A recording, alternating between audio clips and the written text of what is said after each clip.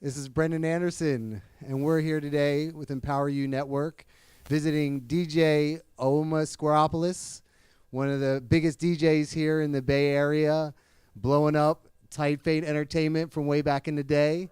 And now we're here at All Day Play Radio, where he does a weekly show. And first of all, it's great to see you. We've known each other for a while. Man, this is childhood love right here. 20 plus, 25 maybe. Yeah. Been some years. Fast shout out to Ty Fade, Cordell, Mark. Mark will be here later on. Rod Edwards. You know, we all high school, college buddies, party people, and I'm just trying to keep it alive. And you have been. I've been seeing you all around in the Bay. Wherever I go, you're always keeping it real clean, always suited, hair looking good, got the music going. So tell us about some of the projects you have going on now. You have 2 radio shows. Yeah, you have. Right. You tell us about what's going on. One show today, 2 o'clock on bayliferadio.com. I also, fast shout out to Igor Beats. Also, there's a school down here on 17th and Broadway called Youth Radio that I do a Monday show from 12 to 2. It's alldayplay.fm. Been doing both of them about 5 years, and they're both internet based, so I get out past just the Bay Area. Yeah, it's cool to have a celestial hookup and have everybody listening to you in the car, but I like my chances with maybe getting in contact with somebody in Australia, whereas a celestial station ain't going no further than the Bay Area. So there's pros and cons to it, but bayliferadio.com, alldayplay.fm, till I die. So we grew up in the 90s, late 80s, early 90s. We saw hip-hop coming up. And now you've been a DJ, been in the music industry for almost 30 years now. What have you seen either specifically in Oakland or just in general? So I call it a kind of decline because I don't really care for today. Although I'll try to listen to, you know, having access to radio stations like All Day Play and Bay Life. I try to have an open mind when I hear artists, because artists always send me stuff over Facebook. They'll send me their new project or something like that. And I'm going to apologize now, artists. The square a listen, and then it just really depends. I feel like we'll call it rap music. I'm not going to label it hip-hop, because this is why we put together hip-hop since way back. Hip-hop is supposed to have elements to it. Breakdancing, graffiti, MCing, DJing, and the one that's always left out is uplifting your community, gaining knowledge, bettering yourself. That should be also incorporated into what hip-hop is. And a lot of the music today, it ain't got the pieces. Not saying that every song has to have every piece, because of course everybody's not going to talk about that they spray painted a train or something like that. Everybody's not going to talk about they know how to break dance or something. But surprisingly, a lot of youngsters know how to break dance. You see it, you know, everything goes in a circle. So I really try to stick with what I feel, because there are new artists out now. A young lady named Karen Les, she's from Oakland. She graduated from the School of the Arts up here, up the street. She's about, I think, 25. I'm not supposed to tell a woman's age. Young girl, 21st century youngster that I compare to a MC Light, Sweet Tea, very articulate, and in fact, I'll play some of her stuff today. There are some young artists that are very creative, but to me right now, ooh, I understand what our parents were saying when, oh, that stuff, you know. Yeah, I feel that way right now. But hopefully things will pick up. Knowing that you've been working on your own now, you've started your own business and your own brand, a few brands. How has that been? Can you tell us, our listeners, a little bit about your career path and what has gotten you to where we are today? Okay. So, went through the formal education of high school, Catholic school, St. Joseph's. Graduated from San Francisco State with a business management degree, and that's kind of where it started as far as the entrepreneur part. Been DJing since I left St. Joe's, and then finally, while I was at State, was able to get my own turntables and music and stuff like that, and just been sticking with it, and then applying the two, you know, the DJing as well as what I learned, marketing and stuff like that. So being an entrepreneur myself, I had to go through promoting myself and selling myself, and being able sometimes to just do a gig for free so people could hear what it is that I can do or what I can play, because not everybody's going to want to pay what I may ask for, you know, if they don't know what it is that you can do. So that's where combining both the learning of the music, I've always had a love for music, so that always helped as far as getting my library together and stuff like that, knowing what, but you got to also listen to people. People ask you, do you have this, and you may not have it. It's always good to go get it or download it nowadays, but back then had to go to Leopold's or Rasputin's and go buy it and stuff like that. So, but that's part of marketing, that's part of business management.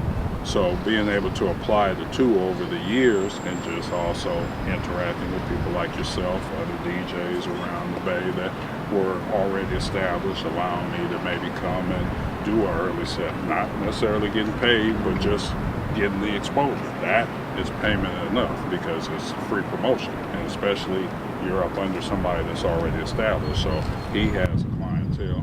Now the clientele sees you, and they may have a time where he can't do it, the other DJ. So they might call on you because they liked what you did. So word of mouth and all that kind of thing. And over the years, it's been a blessing. What, marketing wise, being able to keep up with the different trends, obviously technology, but marketing as well. That's obviously a huge, to get yourself out there, show your products and services, and have people have faith in that. What kind of things do you do and strategies do you have around that? So I think first, like you said, marketing. You got to market yourself. You got to be willing to invest in yourself. That's where a lot of people fail at. They think, oh, if I get some DJ equipment, people are going to pay me. You're destined for a long drop.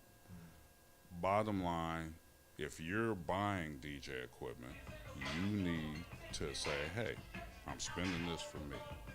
I'm spending to better myself. So if somebody comes along and says, hey, they want to give you an opportunity to show what you can do, because hopefully you're home practicing, building up your library, going on the internet now that it's, you know, technology. But if old school days, buying your records, doing what you can. But the bottom line is, if somebody takes a chance on hiring you, whether they're going to pay you or not, it's self-promotion. It's letting people know what you can do. So like I go back, if you're home practicing and doing what you're supposed to, and building up your library, or in these days getting on the computer, downloading the new stuff, you know, even if you don't want to listen to it, because that's me. I still download or go to other DJs and get the new stuff that I wouldn't listen to, but somebody might ask me they want it played. The blessing of the internet is now you can pretty much find anything you need. So I generally have people make me out a list of, hey, what they want to hear versus like I said before, the DJ going in trying to say, hey, I think this is what they want to hear, or this is what I like, so I'm just going to play it. No. Find out what people want to hear if they're taking the time to hire you, even if it's for free. Right. Still, you're promoting yourself. You're showing your talent. You're showing your capability of giving the people what they want. Not just everybody sitting around because they're listening to something that they don't really want to hear, and now somebody wants to be, oh, I want this, and can you play this? That's just raising your stress levels. When you can just find out in the beginning what they want, act accordingly. Continuing these calisthenics, fast shout out to Igor Beach for allowing this simulcast to go on. Mr. Brendan Anderson, Live and Direct Empowerment Network. Make sure y'all check into that. The upliftment of the community is priority number one. You are tuned in to the Squares channel. And you, growing up in Oakland, black male is where the Black Panther started. I'm sure you've seen many of your friends take some path to be able to take care of themselves and their families, and other friends and people in the community go the other way. In sort of that diverging path, what could you share to be able to make it to the other side, to be able to become an entrepreneur? Because I think sometimes race is obviously important. It's the first thing people see, but oftentimes it clouds things as well, where sometimes I feel like it's more about being human. But of course, race is the first thing people see. So how are you able to navigate through the racial waters and at the same time come out as a human and an entrepreneur? It goes back to what I said before. Your self-investment, your exposure of what you're bringing to the table. If you're just talking about what you can do, it's generally not going to work, from what I've learned. You have to be about action. You have to show. You also have to sacrifice. Self-investment, part of that is sacrifice. You're spending the money, but who are you spending the money on? You're spending it on yourself. Who are you putting the time in and practicing or doing whatever? Or, hey, auntie calling and say she's going to have a house party. Oh, well, let me come play the music for you. You ain't got to ask her, oh, but you got to give me. No. Enjoy that, play the food and drink and that camaraderie, but you're giving the people what they like, and you're showing people what you're capable of. And you never know, somebody might come up and say, hey, do you have a business card? Oh, right. Boom, instant business. Now you can go ahead and charge them because they know what they're getting. It's just like we go to Lucky's. We know we can go get that loaf of bread, but you better have Lucky's money, right?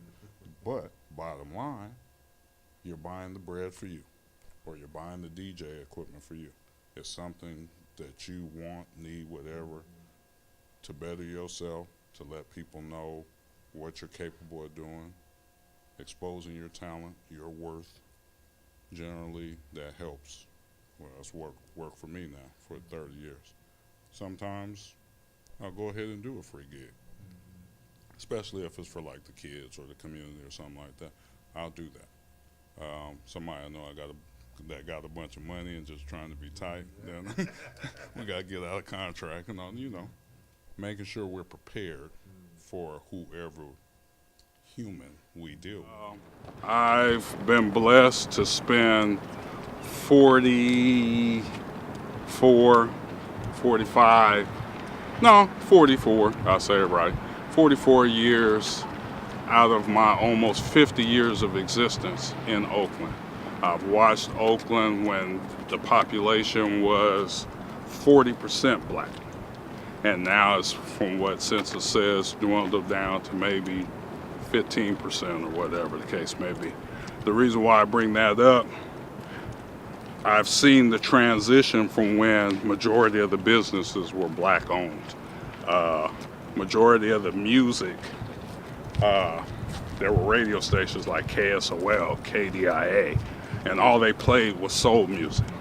So Oakland has been a major major part of my musical influence, just because I've been able to see not only the diversity, but also if we cornered it in genres of music, there's always been, you could experience the music as well as play it for myself or listen to it for somebody that's just looking for a good time or just listening on the radio and stuff.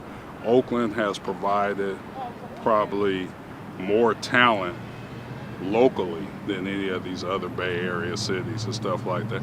Many stars have come, music singers and actors and stuff like that have come from Oakland, or we'll just keep it wide and say the San Francisco Bay Area, but definitely Oakland. And that had a major influence on why I chose to play music and stuff. And then as I've gotten older, being able to get to know artists and producers and DJs and stuff like that, and they all coming from here, this big old quote unquote melting pot of music, talent, art, all that kind of stuff. So that's my fuel of why I've done things, and especially locally. But I've also been blessed to be out further. I've DJed in Miami, I've DJed on cruise boats, things of that nature. So music in itself has made or has opened many doors for me, and I've just been blessed to be from Oakland and be able to soak up the culture and stuff like that. Bay Area, doing shows in San Francisco, meeting old school artists, all that kind of stuff. The Bay Area itself, not just Oakland, but the Bay Area itself is very influential when it comes to music and DJing and stuff like that. So I've really been blessed just being from here.